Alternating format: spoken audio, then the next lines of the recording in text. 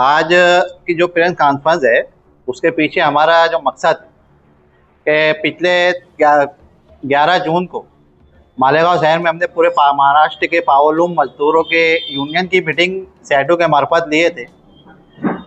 वहाँ पर हमने तय किए थे कि आज महाराष्ट्र के पावरलूम मजदूरों की जो हालात है बद से बदतर होते जा रहे।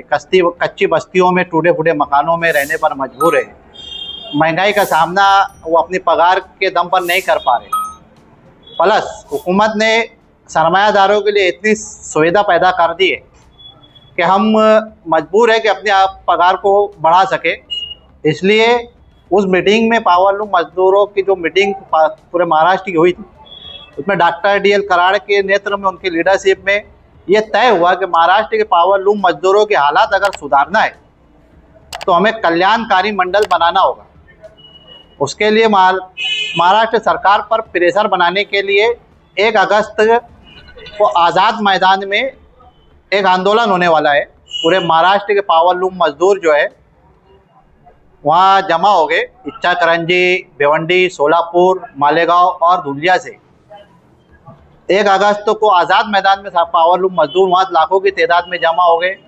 मालेगांव शहर से भी कई लोगों ने हमारे पास नाम लिखा है और जागरूकता लाने के लिए और मजदूरों को बेदार करने के लिए अपना हक अधिकार जानने और अपने अधिकार को हासिल करने के लिए क्या रणनीति अपनाना चाहिए, इस मकसद के तहत पावरलूम मजदूर को बेदार करने के लिए हमने आप लोगों को यहाँ बुलाया है कि आपके चैनल के माध्यम से हम पालिकाओं के पावरलूम मजदूरों को ये मैसेज देना चाहते 1 अगस्त को शैडो यूनियन के लीडरशिप में जो आज़ाद मैदान में आंदोलन हो रहा है पूरे महाराष्ट्र के पावरलूम मजदूरों का, उसके लिए हम कल से दस्तखती मुहिम शुरू करेंगे।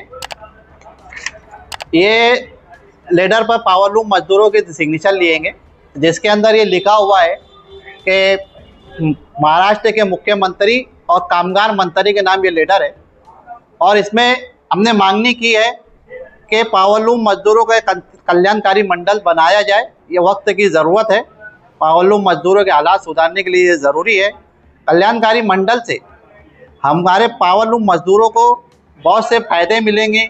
उन्हें पेंशन मिलेंगी, बच्चों की शादी ब्याह के लिए पैसा मिलेगा और बोनस वगैरह जो है कल्याणकारी मंडल से मिलता है।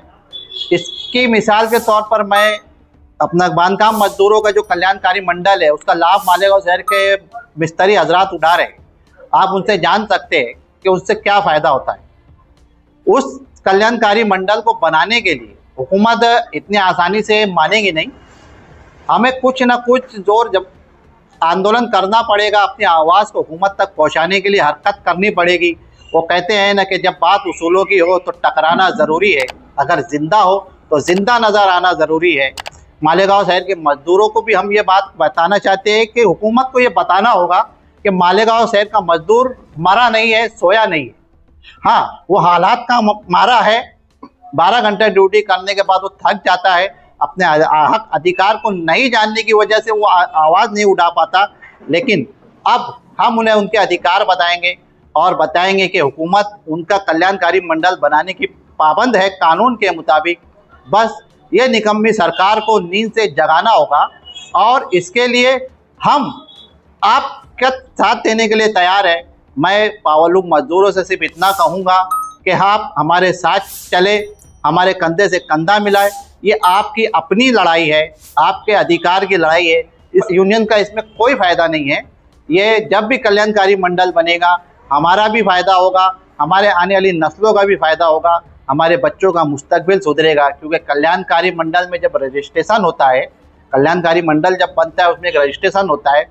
उस रजिस्ट्रेशन के तहत आने वाली हुकूमत में, आने वाले दौर में, आने वाले दिनों में जब भी कोई सरकारी स्कीम मजदूरों के लिए, गरीबों के लिए आती है तो सरकार उसको कल्याणकारी मंडल में रजिस्टर्ड मजदूरों को उसका लाभ देती है।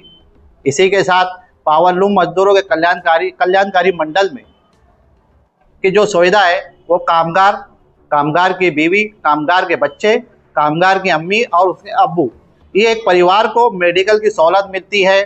उनके कामगार के बच्चों को शादी ब्याह में हुकूमत की तरफ से फंड मिलता है, कोई डिलीवरी के लिए पैसा मिलता है, घर बनाने के लिए कोई स्कीम आती है तो उसमें मजदूर का हिस्सा होता है, ऐसे अनगिनत फ़ायदे मिलते हैं।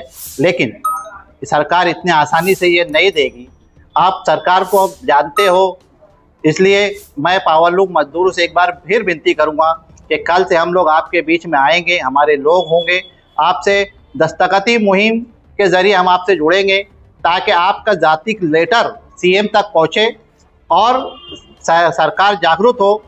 ये मानसून इजलास में मालेगांव शहर की पावरलूम सनत है, उसकी जहाँ से प्रोडक्शन होता है साइजिनों का मुद्दा उठाया गया कि इसकी वजह से माहौल खराब हो रहा है, मालेगांव शहर की आवाम बीमारियों में मुब्तला हो रही है, तो इसको किस नज़र से आप देखते हैं? देखिए, ये जो मुद्दा है कि बीमार साइजिंग के धुएं से, वाकई में ये मैं मानूंगा कि वो जो आवाज़ उठी है वो सही है, और इसमें साइजिंग मालकान की गलती है कि वो 2 पैसा बचाने और कानून की और हुकूमत की नज़रअंदाज को सीरियसली नहीं लेते और फिर बड़ी मुसीबतों में फंस जाते हैं।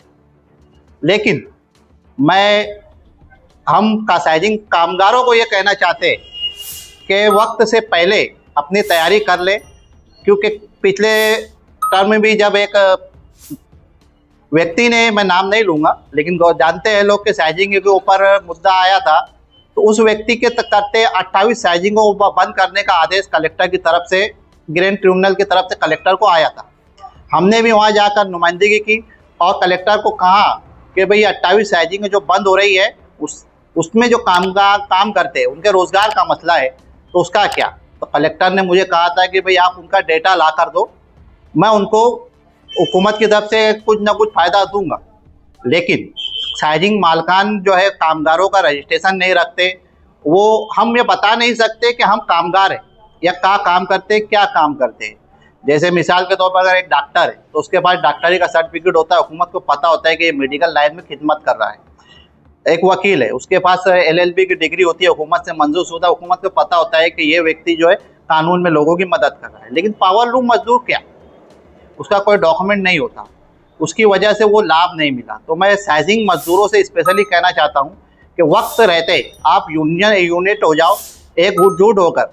CITU यूनियन आपकी हर लड़ाई लड़ने के लिए तैयार है, आपकी हर लड़ाई लड़ने के लिए हम तैयार हैं, और आप हमारे साथ आओ, हमसे जुड़ो, हम साइजिंग मजदूरों की लड़ाई लड़ने के लिए तैयार हैं।